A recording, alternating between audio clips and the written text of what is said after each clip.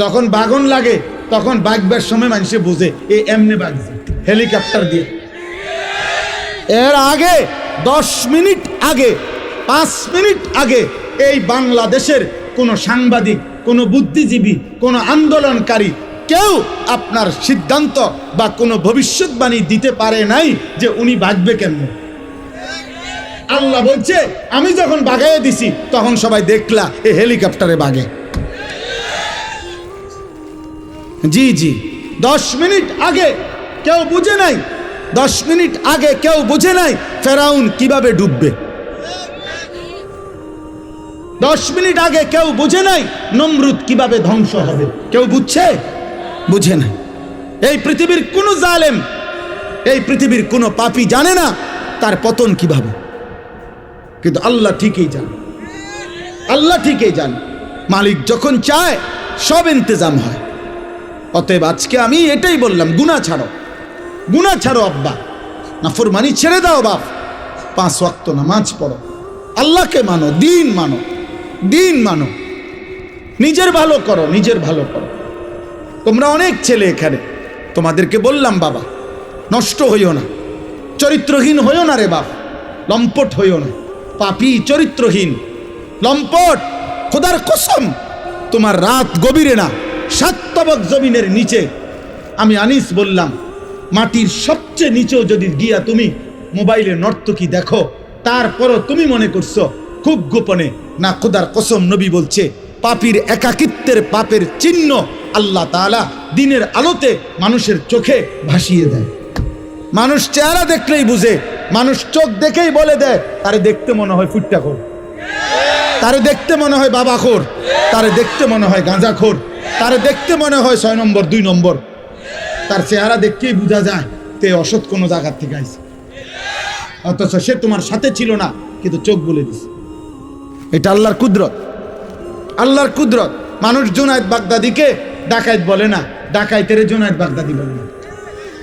মানুষ দিনের রাত বলে না, রাতকে দিন বলে না। অতএব আপনি আমি যেমন মানুষের কাছে চিহ্নিত হবেন তার, এটাই সত্য, এটাই সত্য। আপনি করবেন চুরি, মানুষে মনে করবে আপনি বাইজিৎ বস্তামি, আয়ো মানুষে ব্যাক কর, মানুষে চিরা খায়, মানুষে ভাত খায় না। অতএব এটা আমি প্রত্যেককে বললাম, আমরা আজকে ইনশাআল্লাহ নিয়ত করি, নিয়ত করি। আল্লাহ বলছে কুলিয়া ইবাদিয়াল্লাযীনা আসরাফু আলা আনফুসিহিম লা তাকনাতু মির রাহমাতিল্লাহ। আল্লাহ বলছে বন্ধু আপনি বলে দেন, হে আমার বান্দারা, তোমাদের গুনাহ যত বেশি হোক, পাপ যত বেশি হোক, তোমরা আমার রহমত থেকে নিরাশ হইও না। আমি আল্লাহ ওয়াদা দিলাম যথাযথ পন্থায় আমার কাছে আসলে আমি সমস্ত গুনাহ মাফ করে দেব। ইন্নাহু হুয়াল গফুরুর রাহিম, আমি আল্লাহ ক্ষমাশীল, আমি দয়াবান। যথাযথ পন্থা কি? আল্লাহ বলেন মাফ নিতে হলে সব গুনাহ আমাকে 2টা কাজ করতে হবে। ও আনিবু ইলা রাব্বিকুম, আল্লাহ বলেন 1 নম্বরে তুমি তওবা করো তোমার রবের নিকটে। তওবা করো মানে তুমি আগের গুনাহ ছেড়ে দাও, আর করবে না, ওয়াদা দাও, লজ্জিত হয়ে মাফ চাও।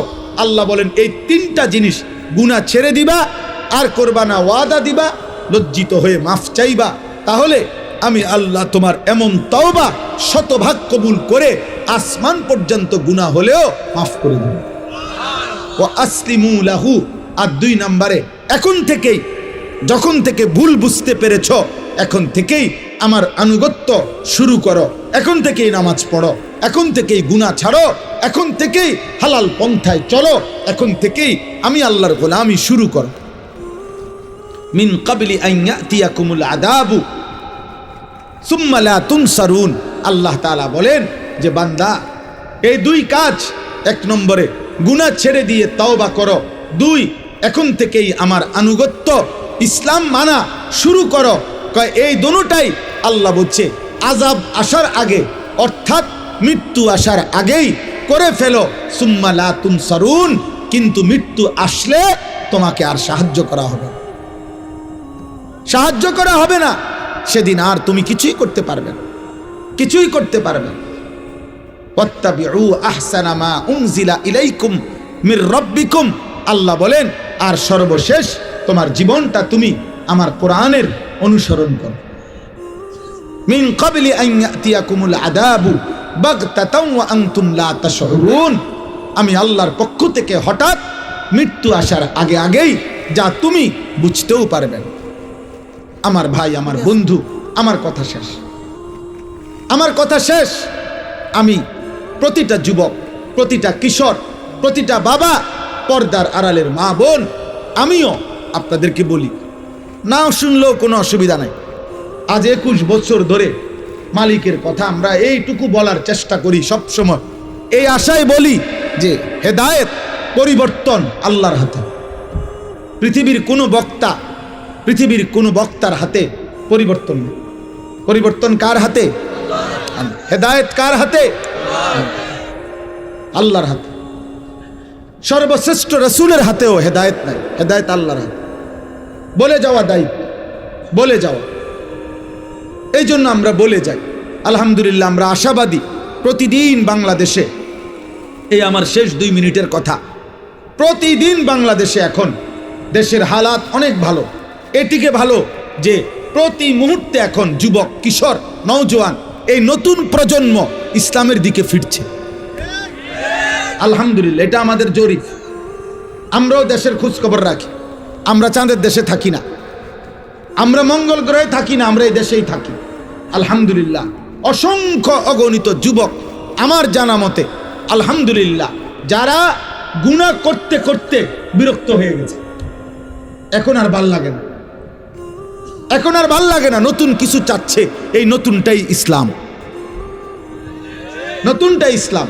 বাংলাদেশের অগণিত ইউনিভার্সিটিতে বর্তমানে নওজোয়ান ছেলেরা আল্লাহর কথা, রসুলের কথা, নবীর জীবনের কথা শুনে চোখের পানি ফেলে অঝরে কাঁদতেছে। এই সেদিন সারা পৃথিবী দেখছে, নর্থ সাউথ ইউনিভার্সিটির ছেলেরা রাসূলুল্লাহ সাল্লাল্লাহু আলাইহি সাল্লামের সিরাত জীবনের কথা শুনে হলে উপস্থিত মঞ্চে অঝরে বাচ্চার মতো কাঁদছে।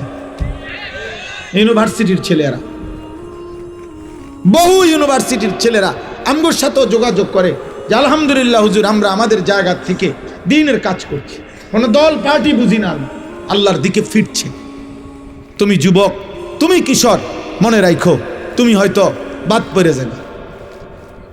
ইমানদার ঠিকই জাগবে, জাগবে। আলহামদুলিল্লাহ, সারা বাংলাদেশে আমরা একটা মেহনত করি। সমস্ত নওজোয়ান আমি দাওয়াত দিলাম, আমাদের একটা ছোট্ট মেহনত আছে। সেটা কি? ফজর ক্যাম্পেইন। আমরা এই কাজটা করি, মানে ফজরের নামাজের মুসল্লি বৃদ্ধির চেষ্টা করি কিশোর যুবকদের মাধ্যমে। কিশোর যুবক বর্তমান সময়ে ফজরের নামাজে তাদেরকে উপস্থিত করাবার চেষ্টা খুব করা উচিত, খুব করা। এই জন্য আলহামদুলিল্লাহ এখন ব্যাপকভাবে আমরা চেষ্টা করি, বলি যে একজন যুবক, একজন কিশোর, তুমি সিদ্ধান্ত নিবা যে আমি ফজরের নামাজ পড়ব, আমার একজন বন্ধুকে ফজরের নামাজের জন্য উঠাবো। তোমরা 2 জন হবা, তোমরা 2 জনকে আবার ডাকলে 4 জন হবে, 4 জনে ডাকলে 8 জন হবে, 8 জনে ডাকলে 16 জন হবে। এইভাবে ইনশাআল্লাহ ফজরের মুসল্লি বাড়বে। ফজরের মুসল্লি কেন বাড়ানো দরকার? 1 নাম্বার কথা হলো, ফজরের মুসল্লি যারা রাসূলের হাদিসের বাণী মাহাদির সৈনিক, তারা ফজরের মুসল্লি দ্বারা যারা দাজ্জালের বিরুদ্ধে লড়বে, তারা ফজরের মুসল্লি যারা বিশ্বময় ইমানের পতাকা উড়াবে, তারা